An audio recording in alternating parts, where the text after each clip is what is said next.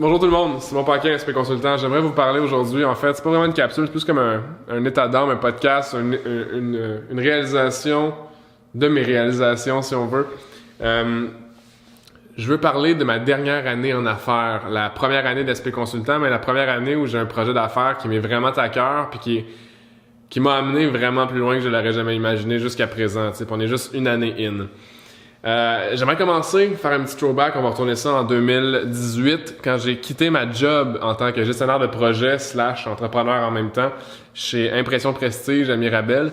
Je garde mon sel parce que j'ai mes notes dessus, juste pour pas que vous pensiez que je texte pendant que je vous parle. J'ai quitté ma job en février 2018 à cause de plein de choses en fait, c'était ça? Ouais. Depuis septembre de l'année précédente, dans le fond, j'avais entrepris les démarches de développement d'affaires pour une compagnie qui s'appelait Dharma, c'était ma compagnie. Dharma, c'était une espèce d'agence d'influenceurs, si on veut, où est-ce que je prenais dans le fond le talent d'un créatif qui avait une influence sur les plateformes sociales, puis je le vendais à une compagnie. J'étais comme un agent, un placement d'influenceurs, si on veut. Ensuite de ça, ce qui arrivait, c'est que j'avais pas nécessairement assez de revenus pour subvenir à ma vie, donc payer mon char, bouffe, épicerie, loyer, tout ça. Donc, j'avais pas de loyer à ce stade-ci, j'étais chez mon père, c'est vrai. Donc, j'étais dans une situation assez précaire où je faisais comme même pas comme 150$ par semaine.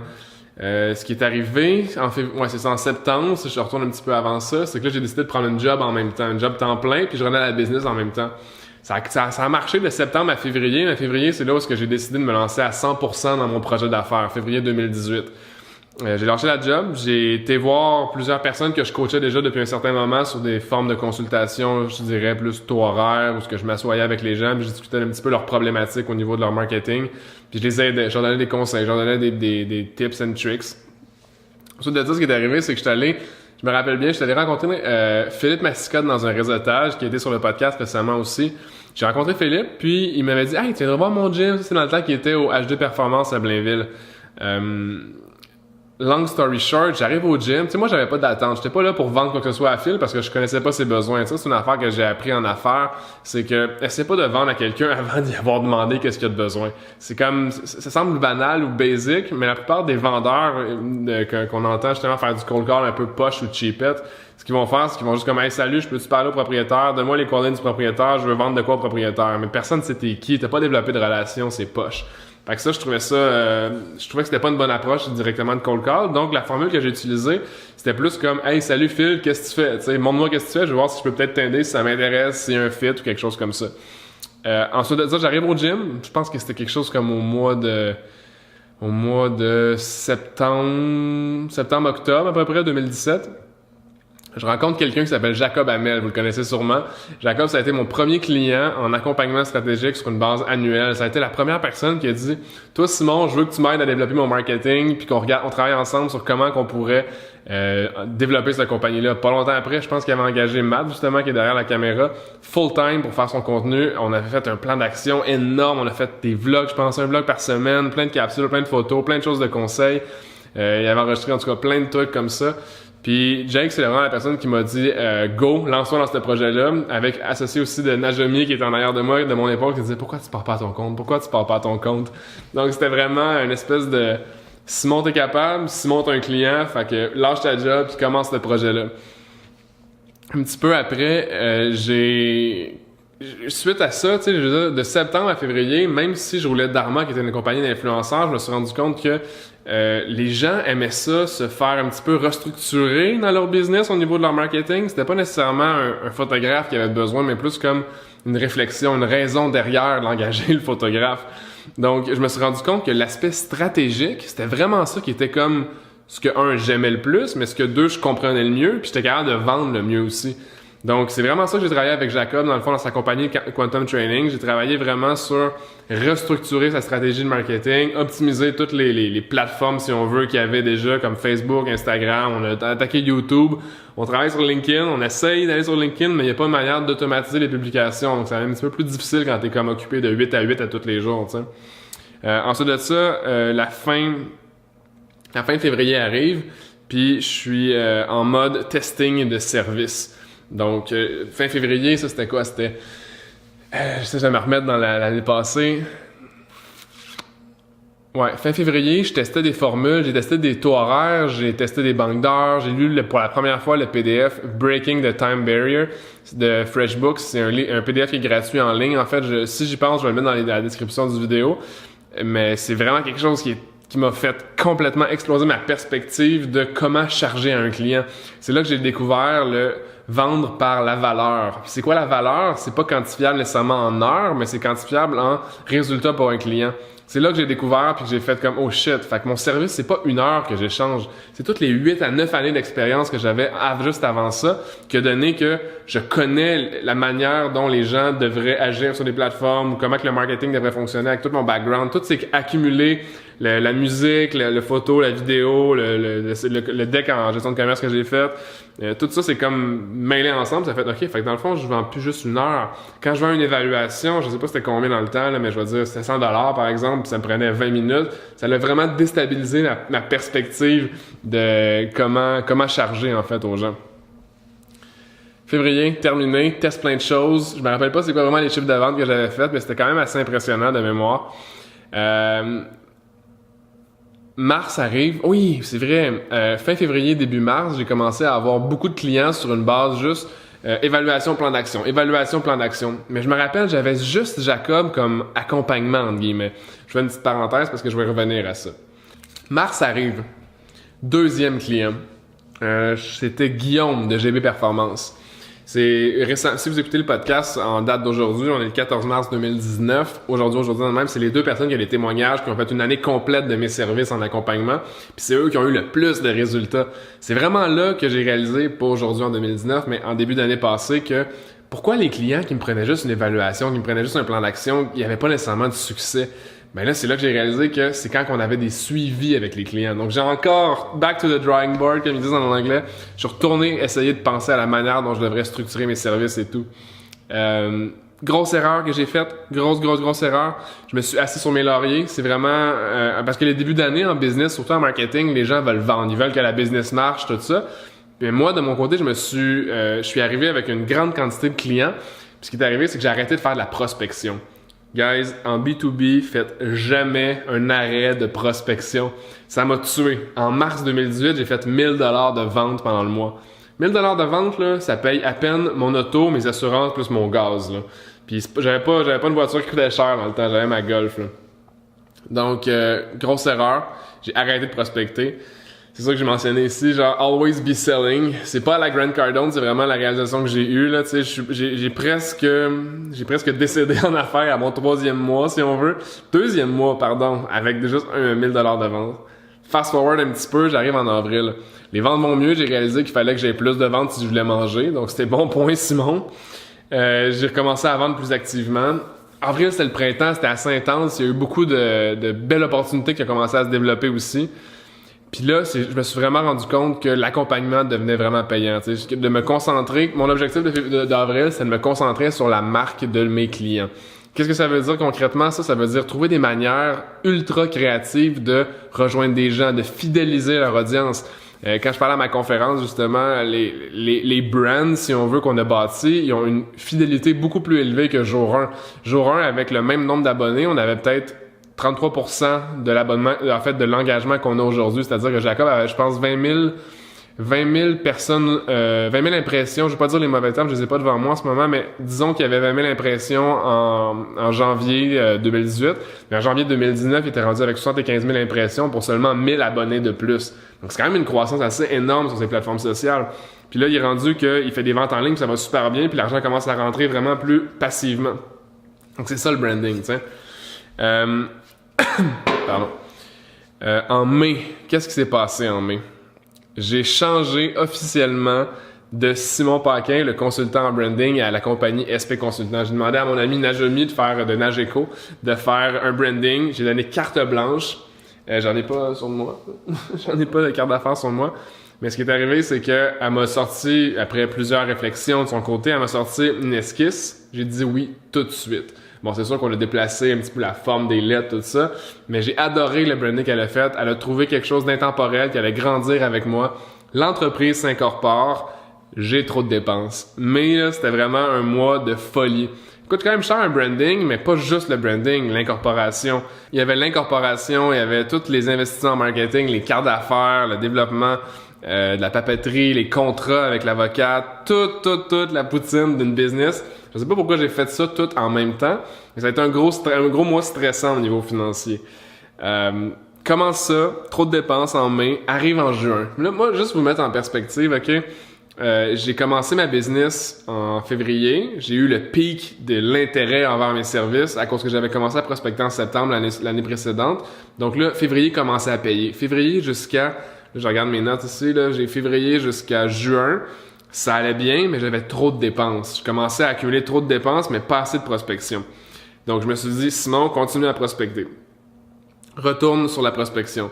Puis c'est là que j'ai découvert que mes cycles de vente étaient environ une trentaine de jours. Donc, si je prospectais le 1er mars, j'allais commencer à avoir des résultats avec cette prospection-là le 1er avril.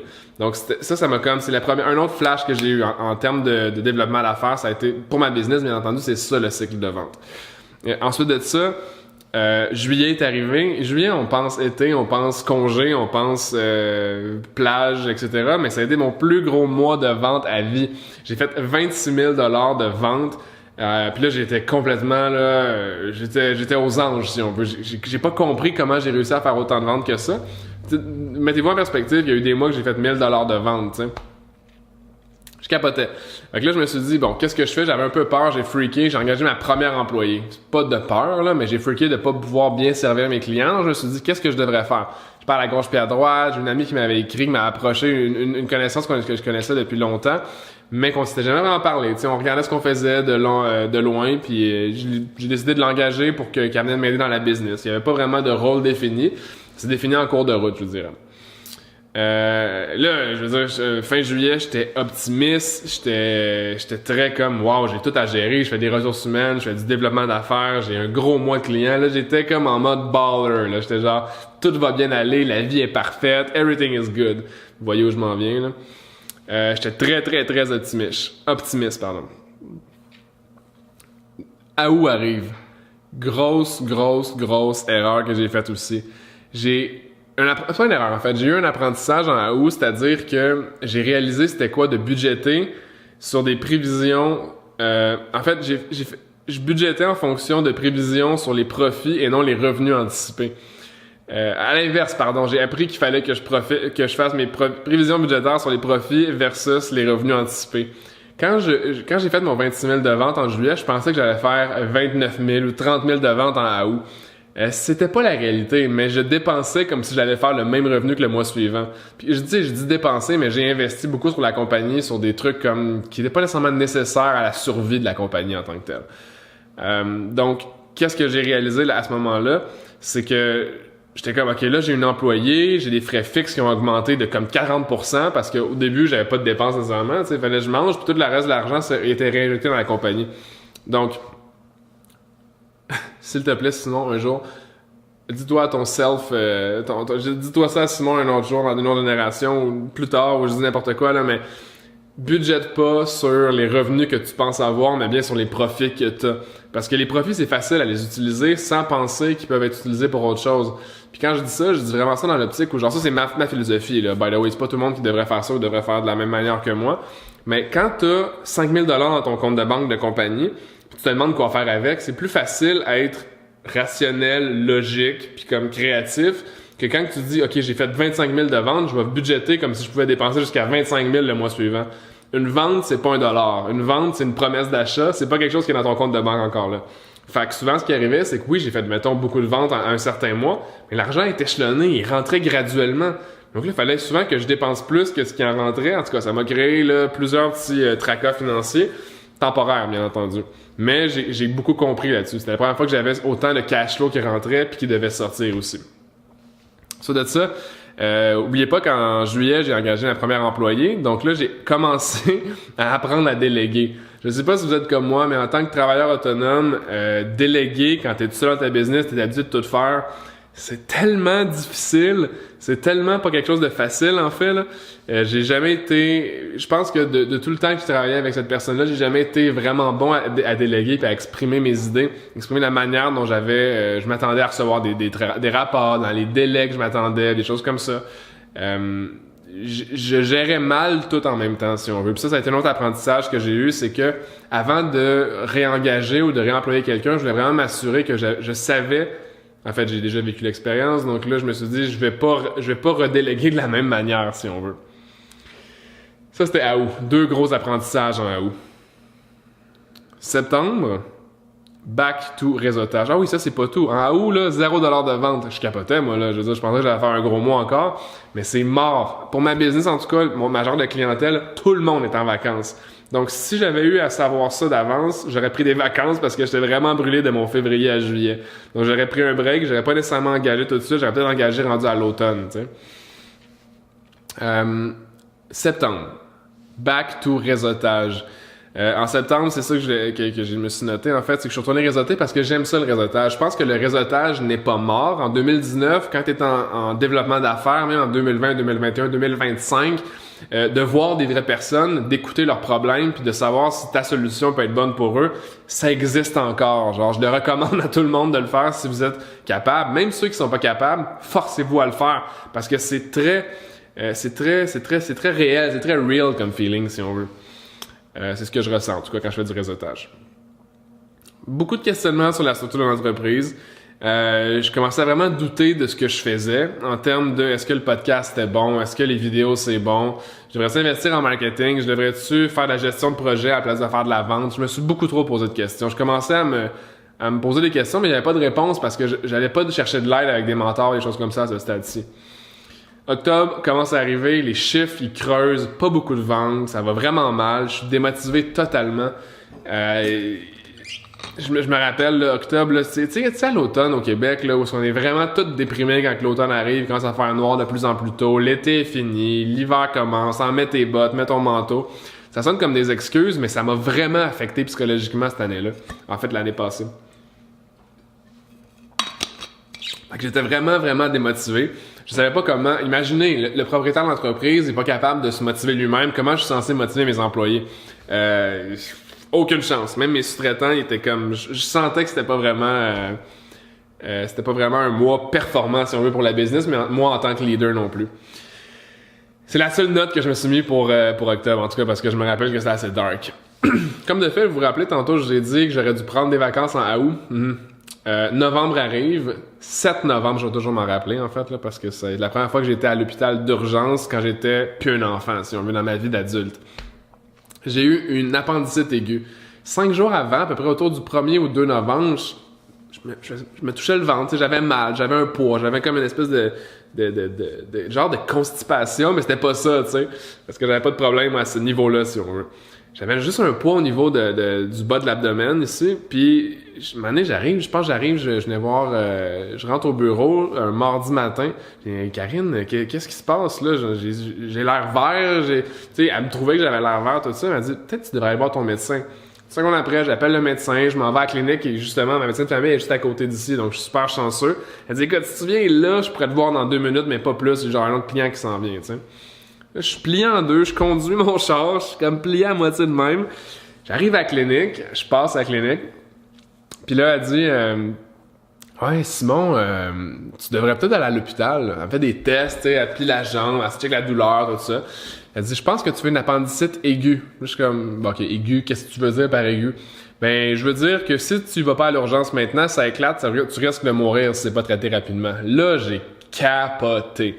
J'étais comme, wow, là, tu m'envoies dans mon char tout seul à l'hôpital, puis ça peut exploser. L'anxiété, là, ping, ça a augmenté dans la patch en genre 2 secondes. Je me dirige à l'hôpital, je pense que c'était à la Cité de la Santé. J'arrive là-bas, puis là, comme de fait, ils commencent à me donner des pilules, je pense que c'est je sais pas si c'est de la morphine, des choses comme ça, mais juste pour comme calmer un peu mon système, désinflammer aussi. Je suis resté là à peu près 24 heures à l'hôpital. Dans tout mon petit séjour à l'hôpital, en tout cas, ils m'ont donné des affaires, j'ai pris les petites pilules, ils m'ont opéré dans le milieu de la nuit. Je vais toujours me rappeler, là, quand ils m'ont réveillé à 2h30 du matin, je pense que j'étais sur la morphine, ils m'ont mis sur une civière, à moitié conscient, un petit peu film d'horreur, là, style film d'horreur. Ils me mettent sur la civière, descendre dans la salle de le bloc opératoire, tu sais, juste une jaquette qui couvre le devant de mon corps, si on veut, puis tout le reste du dos classique hôpital, là, c'est air ouvert. Puis là, moi, j'ai de l'air partout qui rentre partout, tu sais.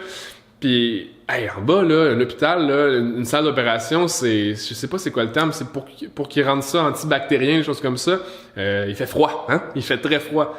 Ils m'ont pris sur le dos, ils m'ont droppé sa table de métal d'opération, ils m'ont dit «Bonne nuit, Simon!» Genre 2-3 secondes après, ils m'ont mis comme le masque, ou c'était par intraveineuse, je me rappelle pas trop, l'anesthésie générale, si on veut.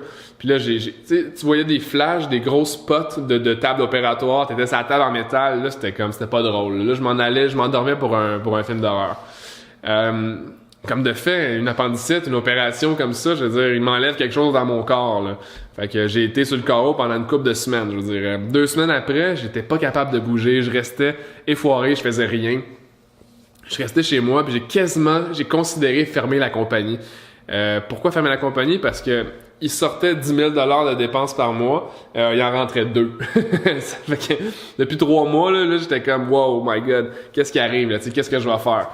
Je me suis dit, check, j'ai pas grandes options. La 2e semaine de ma vacance, en fait, je me suis dit, c'était autour du 22 novembre, j'ai dit, faut que je restructure. J'ai dû malheureusement laisser partir mon employé, ça m'a fait vraiment chier parce qu'elle revenait de vacances, justement. Bad guy, là, tu sais. Je me suis dit, check, coupe toutes les dépenses, coupe toutes, diminue de A à Z, enlève les avantages si on veut client, toutes ces affaires-là. Puis j'ai décidé de restructurer la compagnie puis de pas abandonner. Ça a été mon challenge. Ça m'a tellement fait chier de faire un step back. Mais en même temps, en rétrospect, je pense que c'est ça qu'il fallait que je fasse pour comprendre que c'est risqué d'être en affaires. J'étais juste sur une montée, sur une « OK, tout va bien », mais pas vraiment conscient. Fait que là, j'étais en grosse restructuration. Je reviens au bureau, je me demande, je lâche-tu le bureau, je parle au proprio, j'ai dit écoute Eric, parce qu'il s'appelle Eric là, devrais-tu partir, je sais pas qu'est-ce que t'en penses. Il dit check, laisse-toi un mois ou 2, regarde comment ça va. Puis tu sais, il me disait ça dans le sens où si je reculais trop dans ma tête, ça va être trop dur à recommencer, tu sais. Puis c'est ce que j'ai perçu en tout cas, je sais pas si c'est ce qu'il voulait dire. Puis je me suis dit ok, je vais me donner un genre de mini défi de garder une structure de travail autour de moi, pas m'en aller chez nous, retourner dans le sous-sol, recommencer from scratch. Ça m'a aidé, je pense, parce que j'avais comme un but à atteindre. Le premier but, c'était de restructurer les finances de l'entreprise. Fait que là, ce que j'ai fait, c'est que j'ai commencé à en fait, j'ai lu un livre qui m'a vraiment explosé les idées. Ça s'appelle Company of One de Paul Jarvis. C'est un nouveau livre qui est sorti cette année. Le gars, il dit principalement d'être trop petit, be too small to fail. Mais tu sais, il suggère d'avoir une stratégie pour exister, pas pour exiter. Tu sais, en anglais, le terme, c'est have an exist strategy, not an exit strategy. Puis la distinction entre les deux, j'ai de la misère avec les termes parce que en fait, l'appellation est en anglais. Mais une stratégie d'existence, ça veut dire soit trop petit pour échouer, c'est-à-dire que tes dépenses devraient être quasiment en bas du 20% de ton frais d'opération. Si on veut, tous tes frais d'opération devraient être en bas de 20%, coût de la vie, tout ça. Puis le reste, le 80% devrait être du profit. Puis pourquoi qu'il dit ça? C'est qu'il dit que tu devrais être capable d'avoir une liste d'attente, si on veut, sur tes services à ce point-là, tu sais, juste pour démontrer que t'as pas besoin d'engager, structure, builder trop gros puis être plus capable de contrôler ta structure. Donc ça, c'est le but d'avoir une exist stratégie, si on veut. Tout le temps questionner la croissance. Pourquoi tu voudrais grossir? Pourquoi il faut que tu grossisses? C'est-tu pour un manque personnel? C'est-tu pour un manque, je veux dire, psychologique personnel? C'est-tu parce que, en tout cas, il y a plein de raisons pourquoi tu voudrais grossir. Tu veux être la plus grosse compagnie, tu veux manger de la compétition, tu veux être le meilleur, on est go, nanana. Moi, j'ai choisi de questionner la croissance, de savoir dans quel type de croissance je voulais m'aligner. Puis quand je retourne dans ma tête, mettons, en novembre, j'étais comme, OK, je vais essayer juste d'exister pour commencer, puis on parlera de croissance l'année prochaine. Décembre arrive. Là, j'étais à l'hôpital pendant 2 semaines, j'étais sous le carreau 2 semaines après, restructuration, les ventes vont mal, je suis déprimé, tout est négatif, la vie c'est de la merde, bla bla bla bla bla. Décembre, no money, no candy. Noël était dur cette année parce que j'étais comme dans un mood déprimant, là, tu sais. Mais hey, c'était Noël, fait qu'on peut pas vraiment être déprimé à Noël. Ça a été une grosse semaine de rendez-vous familiaux pis des choses comme ça, quand même. Je prends décembre, je le mets dans une place à oublier, puis on commence l'année en force. J'ai décidé le 1er janvier que j'allais restructurer au complet mes affaires. J'avais fait un plan en novembre, c'est comme qu'est-ce que je fais, je savais pas trop. 1er janvier, je m'assois au bureau, je rentre ici. 1er ou 2 janvier, je me rappelle pas. Puis là, je fais un plan. Puis là, je fais un plan clair. Je fais un plan Hey, c'était une année tumultueuse, là, je repense à ça. Là, c'était back and forth avec plein d'événements. Bref.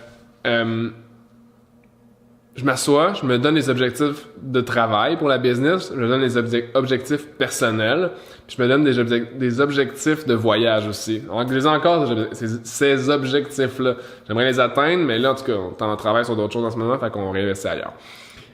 J'ai donné ces objectifs-là que je me suis dit que j'allais reviser trimestriellement. Puis là, on arrive justement à la fin du premier trimestre de mon année, en tout cas, là.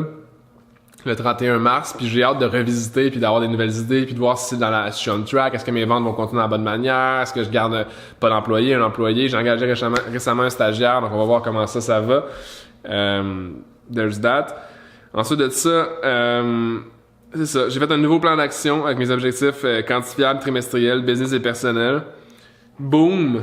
Arrive le mois de février. Je donne ma première conférence à vie. Un peu sous pression, tu sais. J'avais des clients, ma blonde, tout ça, qui me disaient hey, tu devrais faire une conférence. Je suis comme, hey, je vais choisir une date, là, un moment donné, je ferai ça, tu sais, je me roule les yeux, là. Je fais une date, on est comme 35. 35 personnes sont venues, puis pas gratuitement. C'est des billets que les gens ont achetés, tu sais. Sauf mes clients d'accompagnement que j'avais donné comme une invitation parce qu'ils me payent à l'année, tu sais, pour avoir mes services. Donc, la plupart des gens qui étaient là, j'ai tellement trippé à faire cette conférence-là que ça a donné plusieurs clients par la suite. Là, j'étais comme, wow, ok, ça veut dire que là, je suis devant, quand je fais une conférence, je suis devant environ, une trentaine de personnes, de clients potentiels. Ça, c'est du cold call, là, boosté aux stéroïdes, là, tu sais, c'est incroyable. Fait que là, je parlais avec tous ces gens-là, je leur montrais les nouvelles stratégies, les nouvelles techniques de branding, de développement de marque, tout ça. Puis, de fil en aiguille, février a été mon plus gros mois de vente à vie. J'ai fait plus de ventes en février 2019 que dans mon année 2018 au complet. Je te donne une perspective, là. Mais encore là, j'ai pas oublié. Les ventes égalent pas des dollars. Donc, je ne dépense pas comme si j'avais déjà reçu tout cet argent-là. Faut travailler l'année, en fait. Faut faire le développement pendant toute l'année. Avec les clients, si on veut. C'est ça. Février à février, guys, on a fait le tour. La première année en affaires.